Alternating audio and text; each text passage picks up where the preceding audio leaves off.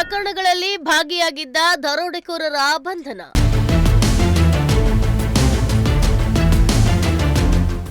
ಚಿಕ್ಕನಾಯಕನಹಳ್ಳಿ ಪೊಲೀಸರ ಕಾರ್ಯಕ್ಕೆ ಎಸ್ಪಿ ಅಶೋಕ್ ಶ್ಲಾಘನೆ.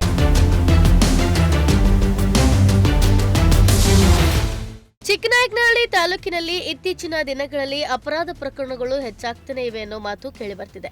ಇದಕ್ಕೆ ಪೂರಕ ಎಂಬಂತೆ ಗೂಬೆಹಳ್ಳಿ ಗ್ರಾಮದ ನಿವಾಸಿ ನಾಗಮ್ಮ ಎಂಬುವವರ ಮನೆಯಲ್ಲಿ ಯಾರೂ ಇಲ್ಲದ ಸಮಯ ಗಮನಿಸಿದ ಕಳ್ಳರು ಮನೆಯ ಬೀಗ ಹೊಡೆದು ಬೀರುವಿನಲ್ಲಿದ್ದ ಚಿನ್ನಾಭರಣವನ್ನ ದೋಚಿ ಪರಾರಿಯಾಗಿದ್ರು. ಪ್ರಕರಣವನ್ನು ಭೇದಿಸಿದ ಚಿಕ್ಕನಾಯಕನಹಳ್ಳಿ ಪೊಲೀಸರು ಇಬ್ಬರು ಆರೋಪಿಗಳನ್ನ ಬಂಧಿಸುವಲ್ಲಿ ಯಶಸ್ವಿಯಾಗಿದ್ದಾರೆ.